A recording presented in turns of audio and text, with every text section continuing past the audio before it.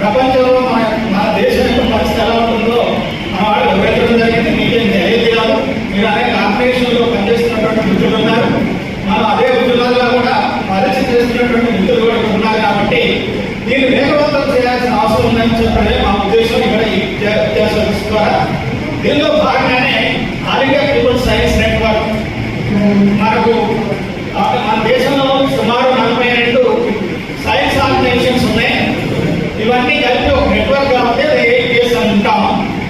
పోయిన డిసెంబర్ 27, 28వ తారీఖు నాడు చెన్నైలో ప్రత్యేకంగా నేషనల్ ఎడ్యుకేషనల్ అసెంబ్లీ ఒకటి నిర్వహించాం 2 days. దీంట్లో 17 రాష్ట్రాల నుంచి పాల్గొన్నారు. ఎన్ఈపీ మనం అమలు చేసే 5 సంవత్సరాల్లో ఏ రకమైన అనుభవాలు వచ్చాయి, ఆయా రాష్ట్రాల్లో ఎటువంటి అనుభవాలు చూస్తున్నాయి అనే విషయాన్ని ఇక్కడ చర్చించడం జరిగింది. వాళ్ళ పేపర్ని నోట్ని మనకు విడుదల చేశారు. అందులో విషయాలు మీకు కొన్ని చెప్తాను. ఈ నోటు విడుదల చేసింది కానీ ఈ ఆర్గనైజేషన్స్ ఏవో ఊహాజనితంగా చేసినాయి కాబట్టి అనేక మంది స్కూలు కాలేజ్ టీచర్స్ యూనియన్స్ ని కలిశారు, అట్లాగే స్టూడెంట్ యూనియన్స్ ని కలిశారు, విద్యావేత్తలు కలిశారు, నాన్ టీచింగ్ స్టాఫ్ ని కలిశారు, సివిల్ సొసైటీ సంస్థల్ని కలిశారు. అట్లాగే వివిధ రాష్ట్ర ప్రభుత్వాలను కూడా వాళ్ళ విద్యా విధానం యొక్క తీరుతల్ని పరిశీలించారు. రాజకీయ పార్టీల అభిప్రాయం కూడా తీసుకున్నారు. అంతేకాదు సొంతంగా వీళ్ళు కూడా సర్వే నిర్వహించారు, డీప్ స్టడీస్ చేశారు. వీటన్నిటి ఆధారంగా ఇప్పుడు ఎలా ఉంది అనేది కొన్ని విషయాలు కంక్లూడ్ చేశారు. చాలా కొద్ది విషయాలు అందులో కంక్లూడ్ చేసినటువంటి విషయాలు ఏంటంటే ప్రభుత్వ విద్యా వ్యవస్థ క్రమంగా కూల్చివేయబడుతుంది. చాలా సూటిగా చాలా సింపుల్ గా చెప్పారు. మొత్తంగా దేశంలో ఎన్ఈపీ వచ్చిన తర్వాత ఈ 5 సంవత్సరాల్లో మన అనుభవం ఏం చెప్తా ఉంది అంటే దేశంలో ఉన్నటువంటి ప్రభుత్వ విద్యా వ్యవస్థ క్రమంగా కూల్చివేయబడుతుంది. కూల్చివేయబడుతుంది. 2, రాష్ట్ర ప్రభుత్వాల విద్యారంగానికి సంబంధించినటువంటి రాజ్యాంగ హక్కుల్ని కేంద్రం తన గుప్పిట్లో కేంద్రీకరణ చేస్తుంది, గుప్పిట్లో పెట్టుకుంటుంది. అంటే ప్రభుత్వాలను రాష్ట్ర ప్రభుత్వాలను నామమాత్రంగా తయారు చేస్తున్నాయి. 3వది విద్యా నాణ్యత అందుబాటు తగ్గిపోతూ అసమానతలను పెంచుతున్నది. విద్య నాణ్యత తగ్గిపోయింది. అందుతున్న రోజు ఎన్నో ప్రాజెక్టులు వచ్చినాయి, అయినా కానీ నాణ్యత తగ్గిపోవడం తప్ప పెరగడం లేదు. సో అట్లా నాణ్యత తగ్గిపోయింది, అందుబాటు కూడా తగ్గిపోయింది, అసమానతలు పెరుగుతూ ఉన్నాయి. అట్లాగే విద్య వ్యాపారమయం అవుతున్నది. పూర్తిగా విద్య ప్రైవేటైజ్ చేయడం వల్ల పూర్తిగా ఇది వ్యాపారం అవుతుంది.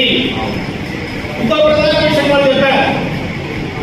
ఎందుకంటే అంతా మనం ఒకటే అని చెప్తున్నారు. ఒకే దేశం, ఒకే భాష, ఒకే ఇంకా ఉన్నాయి.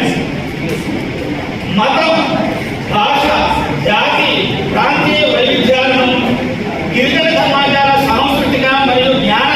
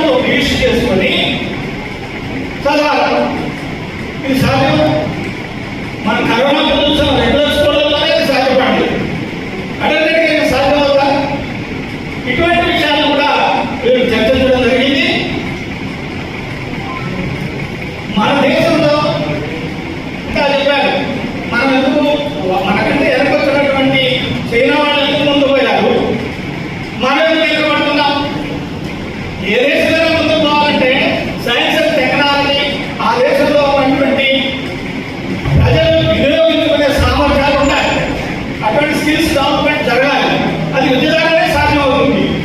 అటువంటి మనం చేయలేదు కాబట్టి ఇంత వెనకబడిపోతున్నాం. మనం గర్భాలు బట్టి మన దాకా 4వ స్థానం ఉన్నారు, ఇప్పుడు 6వ స్థానానికి పడిపోయాం. చెప్పలేదు సత్యంగా మనం ఇప్పుడు 4వ స్థానం కాదు, మనం జపాన్ని పెట్టేసి మనం 4కి పోయామని చెప్పారు. ఇప్పుడు కాదు, ఇప్పుడు 6వ స్థానానికి వచ్చాం. కాబట్టి ఎందుకు వెనకబడతాం? మనం చేసేటువంటి విద్యా విధానంలో ఉన్నటువంటి లోపాలే. అట్లాగే మన దేశానికి ఒక నూతన ఆధునిక విద్యా వ్యవస్థ అవసరం. అది ఎలా ఉండాలంటే సార్వత్రిక అక్షరాస్యత కల్పించేదిగా ఉండాలి, ఉచిత నాణ్యమైనటువంటి పాఠశాల విద్యని ఇవ్వాలి, ఈక్విటబుల్ చైల్డ్హుడ్ కేర్ ఉండాలి, అట్లాగే నిరంతర విద్య కొనసాగించబడాలి, వృత్తి విద్యలు ఉండాలి, అందుబాటులో ఉన్నత విద్య ఉండాలి. అప్పుడు మాత్రమే దేశంలోని అన్ని వర్గాల వారు ప్రపంచ ఆర్థిక వ్యవస్థలో సమర్థంగా పాల్గొని అభివృద్ధి చెందడం సాధ్యమవుతుంది. అట్లాగే కొన్ని రికమెండేషన్స్ కూడా ఇవ్వడం జరిగింది. ఈ ఎన్నికలు వచ్చిన 5 సంవత్సరాల్లో 2.56 కోట్ల మంది ప్రభుత్వ పాఠశాలలో ఉన్న విద్యార్థులు బయటకు వెళ్ళిపోయారు. 2.56 కోట్లు దేశం. అదే ప్రైవేట్ స్కూళ్లలో 32.52 లక్షల మంది పెరిగారు. అట్లనే 2017-2018, 2024-2025 మధ్య 81,221 ప్రభుత్వ పాఠశాలలు మూసివేయబడ్డాయి. ఈ మధ్యన మనోడు కూడా ఇచ్చారు. ఎన్ని ఖాళీలు ఉన్నాయి, ఉపాధ్యాయ పోస్టులు లక్షల ఖాళీలు ఉన్నాయి, వాటిని భర్తీ చేయడం లేదు. కానీ ప్రైవేట్ పాఠశాలలు మాత్రం 13,355 పెరిగినాయి. అంటే ఎన్నికలు వచ్చిన తర్వాత ప్రభుత్వ విద్య ఏమైంది, ఏం చేయబడతా ఉంది? దీనిలో విద్యా చట్టం ఈర్గార్చబడింది. రైట్ టు ఎడ్యుకేషన్ చాలా ఏదో చేసి తీసుకొచ్చాం, చాలా చెప్పాం. కానీ రైట్ టు ఎడ్యుకేషన్ ఏమైపోయింది? ఇంతమంది విద్యకు దూరం పోతా ఉంటే రైట్ టు ఎడ్యుకేషన్ గురించి ఏం మాట్లాడతాం? ఎన్సీఆర్ పుస్తకాల నుండి ఇలా సార్ చెప్పారు, శాస్త్రీయమైనటువంటి బేసిక్ అంశాలన్నీ తొలగించడం జరుగుతా ఉంది. ఇప్పటికీ మన దేశంలో ఉదాహరణ చెప్పినట్టుగా 34 కోట్ల మంది నిరక్షరాస్యులు ఉన్నారు. ఉన్నత విద్య స్వయం నియంత్రించిన సార్ చెప్పారు.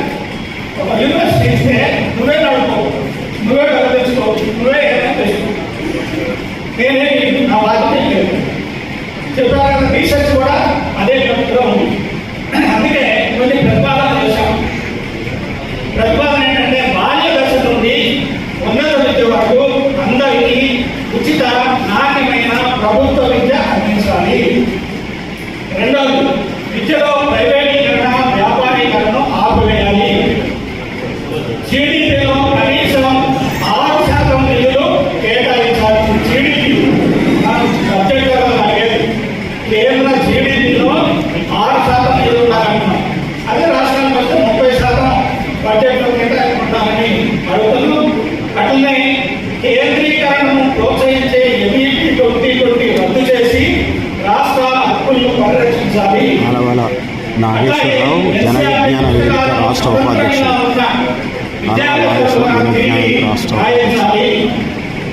ఉపాధ్యాయుల నియామకాలను పెంచాలి. ఉపాధ్యాయులకు ఏర్పడుతున్న అదనపు భారం తగ్గించాలి.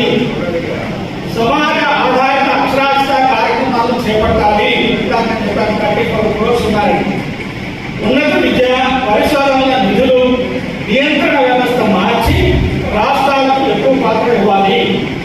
సమానత్వం, సామాజిక న్యాయం, శాస్త్రీయ దృక్పథం, ప్రజాస్వామ్య సమాఖ్య సూత్రాలపై ఆధారపడిన ప్రజా అనుకూల విద్యా విధానం అమలు చేయాలి. ఇది ఈ సదస్సు నుండి మేము డిమాండ్ చేసినటువంటి అంశాలు వింటున్నారా? నిపుణులైనట్టుగా క్లాస్ కూడా మేము తర్వాత ఇస్తాం. ఈ రకంగా విద్యాలయాన్ని ఏ దేశం యొక్కైనా అభివృద్ధిలో ప్రధాన పాత్ర వహించేది విద్యా విధానం కాబట్టి దాంట్లో పనిచేస్తున్న వాళ్ళగా ఈ అవసరం